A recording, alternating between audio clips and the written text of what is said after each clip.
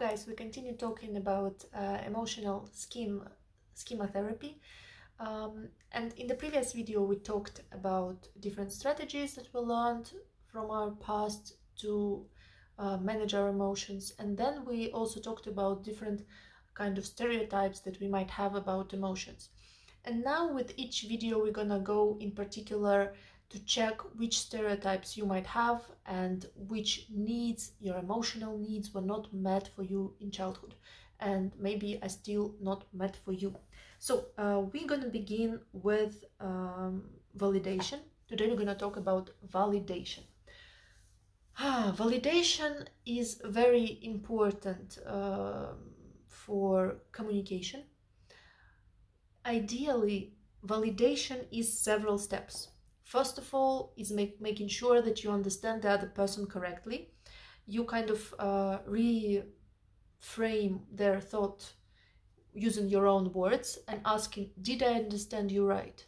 Like, you get upset because of this and that. Did I understand you right? And the other person says, yes, this was right. So first of all, making sure that you understand the other person fully. Second is compassion and help with identifying emotions. Children don't know how to identify their emotions. So asking them, what do you feel like? And then suggesting, if the child says I don't know, then suggesting maybe you feel upset or angry, or maybe you just tired or something else. So kind of helping them figure out how they feel and what emotions are going on inside them. Or maybe this can be even mixed emotions. And here it's very important that the parent or caregiver needs to ask about feelings and not attribute them to the child. You oftentimes see that the child is crying or upset or something, and the parent is interpreting it in some way like, oh, you're selfish, or you are taking revenge on me, or what else? You're manipulating me, and so on and so on. Well, in reality, maybe a child is just tired. So it's very important helping to understand your emotions and clarify them. After that, finding truth in those feelings. Like saying something like, I understand that it made you upset and frustrated because you spend a lot of time trying to achieve this result and it's still not happening. So kind of finding truth in experience of another person. This is step number 3. And step number 4 is teaching the child about skills, emotional skills. Like, for example, problem solving skills, emotional managing skills, emotional expression skills. Like, for example, a child got upset and angry and they were like throwing a tantrum or something, and the parent is teaching them that, okay, when you feel angry, it's normal. Anger is a good feeling, it's normal. But please don't break everything in my house, in our house. Maybe instead you can beat this pillow, okay? So they're teaching them how to manage these emotions.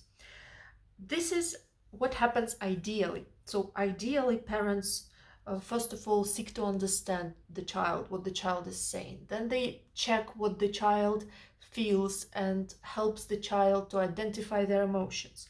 Then they help the child feel that their emotions have some truth behind them. Like, I understand that you feel this way given the circumstances.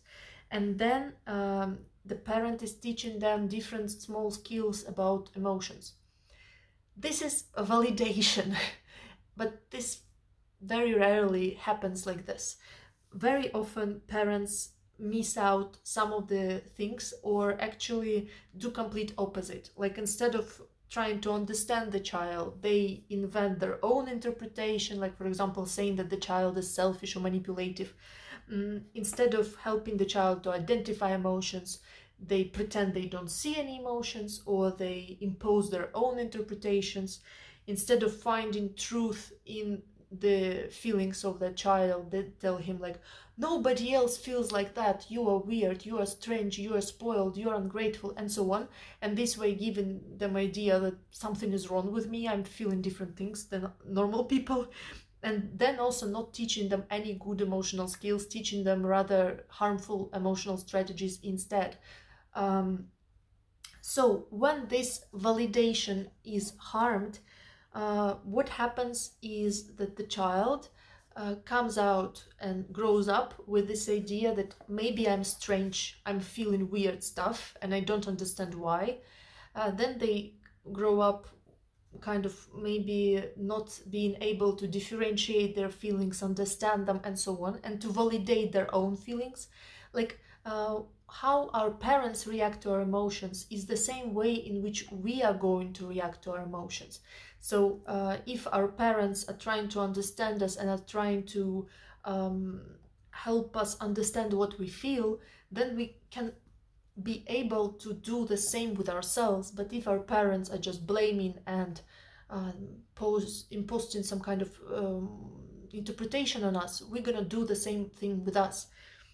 So first of all, it's really harmful for your own emotions with yourself, but then it's also harmful with your emotion, for your interaction with other people, because oftentimes we get this idea that nobody can understand me, because when we don't get validation, when we don't get this compassion in our childhood, we feel like we are alone, we are not like others, and we cannot get any connection from others, and other people cannot help us feel better or meet our emotional needs in any way. And this way we might grow up feeling isolated and not even trying to form any new connections, because we assume that all people gonna be like our parents.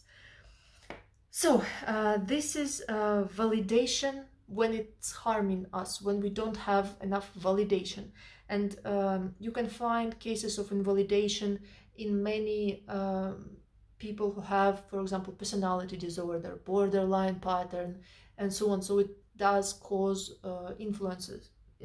does influence our mental health a lot. So what we also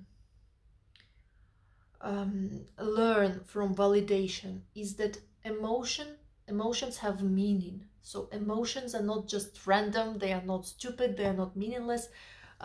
Talking to our parent or to our caregiver, we can understand like, okay, emotions have meaning, this is their meaning, what they symbolize, what they signal about, and so on. And we also learn that emotions are tolerable. This is a very important idea. When we see our parent being able to validate our emotions and being able to remain calm and to be kind of our support in this, we get this idea that emotions are tolerable. There is nothing very scary about them. I can do it as well. But if we see our parents freak out because of emotions, we learn that emotions are intolerable and I'm gonna die or something horrible gonna happen if I try to feel them. And then also what we feel and what we learn from validation is that we can accept and respect the moment and this state of emotions that we are going through. And we kind of learn to have this patience and acceptance and mindfulness about these moments. And this is going to really help us with our own feelings and also with in communication with other people. So when we don't have this need for validation met in childhood, and when we don't get validation in childhood, we might get this emotional scheme that our feelings are not going to be validated, that we are weird if we think in a certain way, we might shame ourselves for it, and so on. And this is why, for example, going to individual therapy can be very beneficial for us, because it's not just about different techniques or talks, it's about getting in a new relationship that can give us new experience. And giving us this new experience, it helps us kind of cover those deficits that we used to have. However, if you cannot afford or don't go to therapy, what can you do here is joining different groups. For example, groups in nonviolent communication. There are many like seminars, groups, online groups, even maybe some free ones. Maybe you can find some in the place where you live.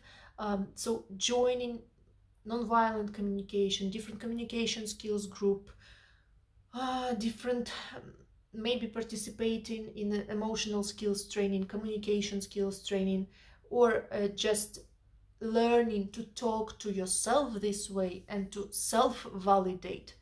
Those are steps that you can actually take to improve your validation. Self-validation is basically doing the same thing. So please write it down if you found that you didn't have enough validation in childhood. When you have emotion and you start experiencing it, learn to validate yourself. Take a note, take a plan. First one is paraphrase your words, kind of put them in different words and sum them up. Like, for example, first of all, you complain, oh, I'm so tired, nothing is working, and I'm a loser, and everything is bad.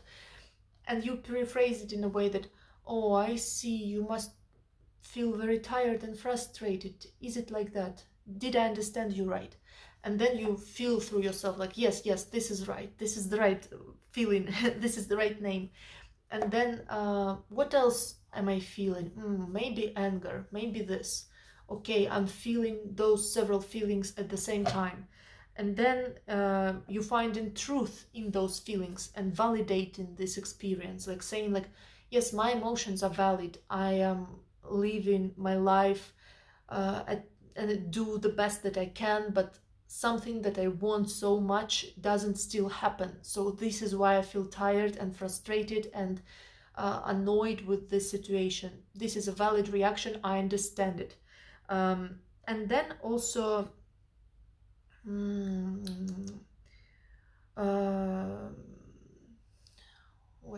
and also respecting your feelings and this moment at this time. So important to recognize your emotion here, respect it, give yourself right to feel this emotion. Maybe doing some self-compassion, like saying like, I am just human. I'm not God or Superman or something, and I am right now feeling angry, or I am right now feeling tired and frustrated, or right now I'm feeling lonely. This happens to humans. Humans feel like that. However, beware that for your self-validation there can be several enemies, let's say. First of all is the idea that I don't deserve it. Like maybe you have this deep belief, core belief about yourself that you are a bad person, you deserve to be punished, you don't deserve compassion and all that. In that case, you might check my playlist about altering and changing your core beliefs, your assumptions about yourself, and this might help. Because oftentimes this idea that you are a horrible person and you don't deserve to be loved and don't deserve any compassion, quite often this is something that we internalized from our caregiver or parent or others in our life, but not truth. So maybe your parent was blaming you all the time and calling you evil, or that you deserve to be punished and so on. But in reality, no child deserves to be punished because they don't know how to behave if nobody taught them this.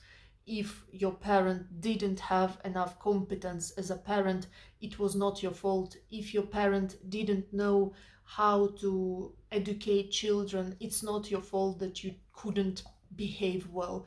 If your parent was, overworked, under a lot of stress and so on, it is also not your fault, and it doesn't mean that you are a bad person or something like that.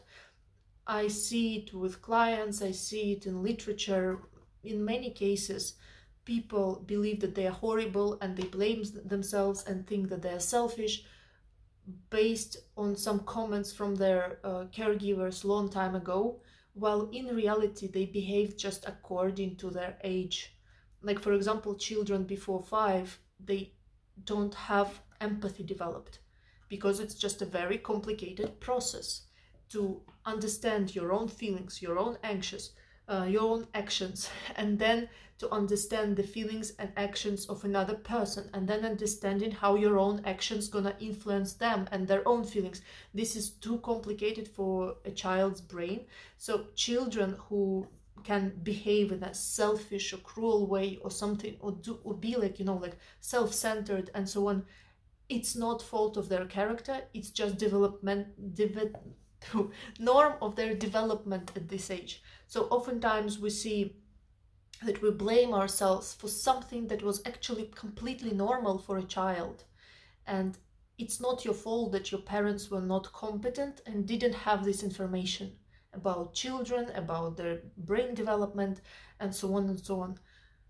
So please analyze, if you have this core belief that I don't deserve it, please analyze where it comes from and who made you believe this way.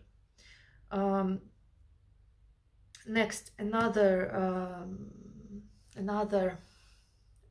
enemy of validation and self-validation is this idea that if I validate myself, I will become self-centered, I will become selfish, and so on.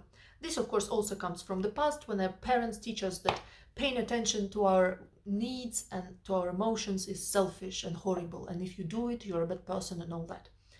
In reality, when you see selfish people, they are not people who love themselves. They are oftentimes people who feel a lot of emptiness and pain, and they have so much of this emptiness and pain that they cannot manage to actually have any space in their mind and in their heart to be compassionate towards others. Like, if you have your arm cut off, you won't worry so much about somebody falling nearby, okay? You're in pain, your arm is cut off. Same happens with selfish people, or, you know, like this label, selfish. In reality, they just don't have capacity to understand other people, to relate to other people, to be compassionate to other people when they are themselves not having their basic needs met. So this is very important to understand, that actually selfishness comes as a result of not knowing your feelings, not knowing what needs you have, and not trying to meet them. If you are meeting your own needs, if you are recognizing and understanding your own feelings, if you are taking care of your emotional well-being and of your physical well-being and so on, then you will have energy, then you will have mental space and capacity to actually understand and relate with others, and to actually be helpful for them. So taking care of yourself is not the opposite of taking care of others. And when you learn to take care of yourself, you're not becoming selfish. On the contrary, you're learning to become less selfish, and you're learning to take care of yourself in such a way that you have more capacity to take care of others in turn. And basically, love towards yourself and others are not different or opposed things. They are oftentimes coming from the same source. Okay, so if you develop love and compassion and validation and understanding of your own emotions and understanding of your needs for yourself, then you can transfer those skills towards others. However, if you yourself don't have some needs met, it's really difficult to love other people because you are suffering yourself. So this is not true. And then also there is this third enemy, this idea that, oh, validating yourself is like pitying yourself. It's something that losers do, especially men suffer from this. What can I tell you? Everybody has emotions. Even like the toughest guy who, I don't know, looks super muscular and is like all the possible stereotypes about manly men, they also have feelings. They also have their like child parts. They also have, I mean, child emotional needs and so on. They also have their own past baggage. They have their needs. They have their emotions and so on and so on. And neglecting them is just plain stupid. I'm sorry. I cannot even argue against this argument, because this is obvious. Everybody has emotions, And learning to deal with your emotions, learning to validate them, doesn't mean that you're a loser or somebody else. And also it's very important to understand that validation and self-validation is not pitying yourself, and it doesn't mean you're giving up. So if you validate your emotions, it means that you recognize your emotions, you understand why you feel that way, and you help yourself process this emotion. It doesn't mean that you are giving up and saying, oh, I feel so bad, so I won't do anything and all this. No, validating emotions is not opposite of taking responsibility for your life. It's actually, they come together. So first you validate your emotions, and then you take responsibility for meeting your needs, for helping yourself, for helping other people, and for actually improving your life. So please remind that validating yourself is not for losers, it's not for weak people or whatever. It's basic common skill that anyone should have, because without it you cannot have proper control of your life, you cannot properly decide how you want to live. Because if you cannot validate your own emotions, you don't understand your needs, you don't understand what causing you to feel what way. You cannot use your emotions as your compass, as your like signaling system, and it's really difficult for you to communicate with others, and it's really difficult for you to manage your level of activity at work, in your other activities and responsibilities, and so on. So validating your own emotions is not some luxury for weak or, I don't know, fragile people. It's basic skill, basic. It's needed for everyone. It's needed for a 5-year-old child. It's needed for a 60-year-old man. For everyone. It's very basic and necessary. And lastly, talking about validation, it's necessary to recognize in advance that validation, as everything else in our life, is not always perfect. We might have mistakes validating other people. We might feel like other people didn't validate us right. Okay, it happens with everyone in every relationship. We can misunderstand each other, misunderstand our emotions, and so on. And here it's very important how we react to that. First of all, it's normal that such mistakes happen. It doesn't mean that the other person doesn't love you or doesn't understand you in general, and so on and so on. It's normal, everybody does it. There is no single person who gonna understand you always completely right. Even you yourself maybe don't understand yourself always completely right. So when we meet lack of validation, we might feel disappointed or hurt, and it's important to share those feelings and to have them validated as well. Not to keep them to yourself, but to share them and discuss them.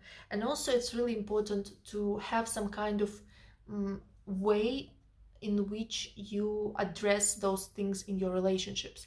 Like if you feel that your partner or family member or friend didn't understand you in some way, or didn't validate you, or didn't meet any of your other emotional needs, it's really important to share and not to lock it down. Yes. And then, of course, if you were not used to sharing your such vulnerable feelings, it's going to be difficult. So start with small steps and slowly increase the amount.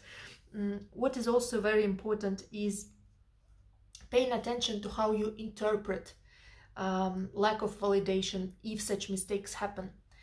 Oftentimes when we feel emotional, again, our higher cognitive functions turn off. We don't understand things very well. Basically, we cannot think straight when we are emotional. And this is proven by, you know, like biology of our brain, research, and so on and so on. When we are emotional, we cannot think properly. And in this case, our brain is very vulnerable to jump into different cognitive distortions. I have a separate video about 10 kinds of different cognitive distortions. There we have like mind reading, when you imagine that you can understand the other person very well, even if they don't say what is going on. Then there is generalizing, like imagining that, or the other person can never understand me, nobody can understand me, just from one event of validation mistake, or that what to say else, again generalizing, saying like nobody needs me, nobody loves me, I'm alone, and so on, I don't matter for them, and so on and so on and so on. All these cognitive distortions you can dispute using ABCD technique. I have it in my basic cognitive skills playlist, so please check it out. And remember to be critical to your thoughts when you become emotional. When you become emotional, we do what? We feel feelings. You can also express them in physical activity, in creative ways, like listening to music or dancing or running or drawing or beating a pillow or something like that. But don't think. When you're emotional, you feel. When you think, you should be calmer.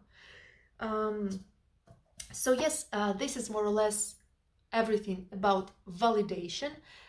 In the next video, we're going to talk about meaning of emotions and understanding of emotions.